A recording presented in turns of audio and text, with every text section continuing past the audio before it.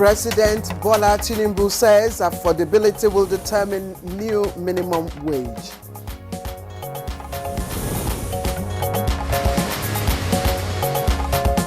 We can make Nigeria a tremendously successful country if we gather as we gather here tonight, encourage our children about the charter of our value system.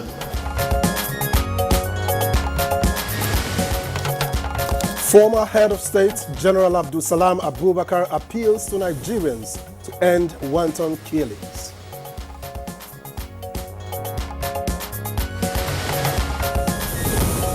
The federal government urges Nigerian medical practitioners to collaborate in reforming the healthcare sector. And on Good Morning Nigeria today, we shall appraise the 10th National Assembly's 1 year.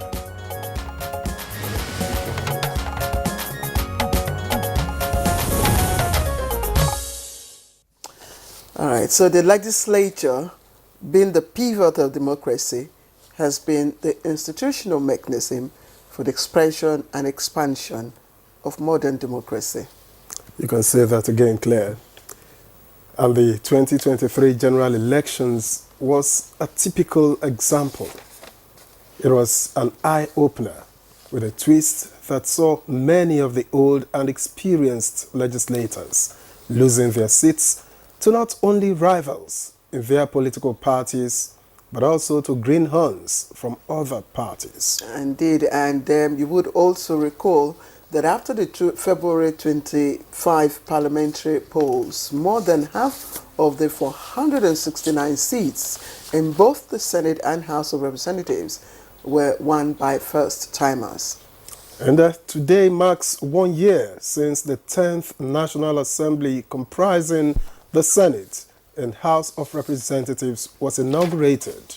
A review of the activities of the National Assembly indicates that the 10th National Assembly has been shaped by major events, including screening and confirmation of ministers and several other presidential nominees for various executive positions at different times. All right, and the election of principal officers and composition of standing committees by the 10th National Assembly were also part of major events that shaped the legislature in this first year.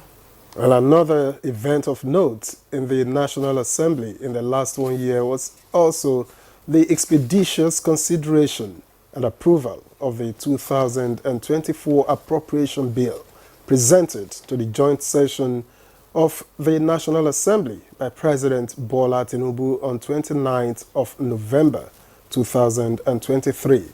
It was passed by both the Senate and the House of Representatives on December 30, 2023. But the allegation of budget padding and subsequent suspension of Senator Ningi cast a shadow with public discourse heating up. Then, on May 29, President Tinubu signed the National Anthem Bill into law. That's after consideration and due passage of the bill by the National Assembly. And at the end of May, the House of Representatives itself introduced more than 1,300 bills, passed 87 bills, and referred to committees about 107 bills, while the Senate sponsored 279 bills, and that's between July 13, 2023 and March 2024. Indeed, the House of Representatives is also in the process of constitution amendment in what would be the 6th alteration of the 1999 Constitution, with state policing, increased participation of women in governance, and single tenure of 6 years for offices of the President and governors among major issues for consideration.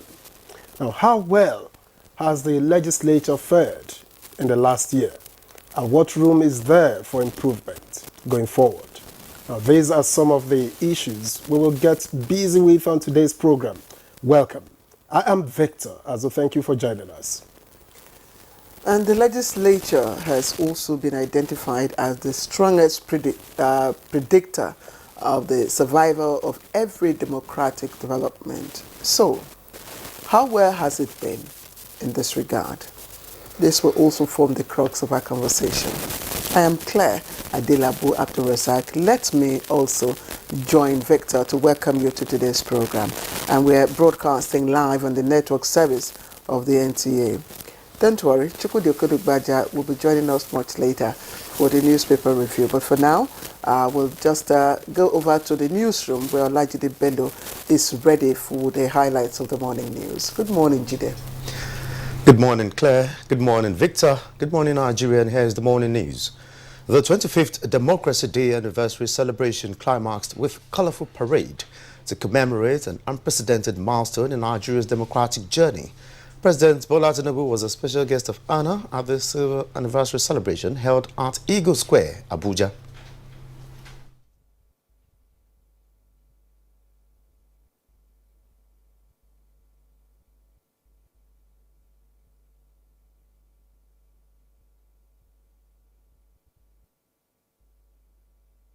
In the meantime, as the Nigerian workforce expects the new national minimum wage, President Bola Tinubu has hinted that affordability will be the major determinant in pegging the new limit.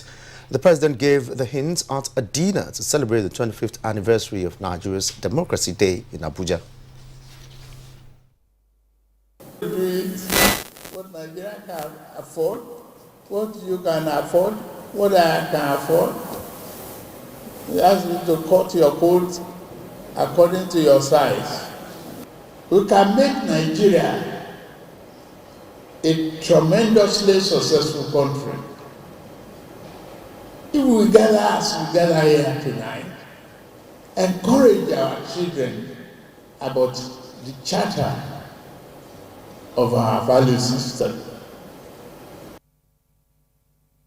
House correspondent Musbaudan Wahab reports that the president also harped on the need for leaders at all levels, including parents, to inculcate the value of patriotism in their younger generations to maintain peace and unity of the country.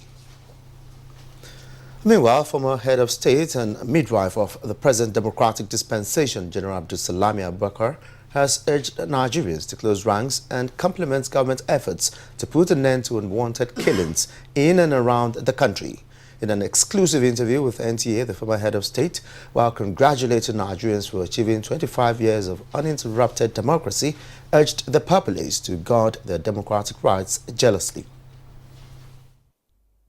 You should guard your voters' rights jealously.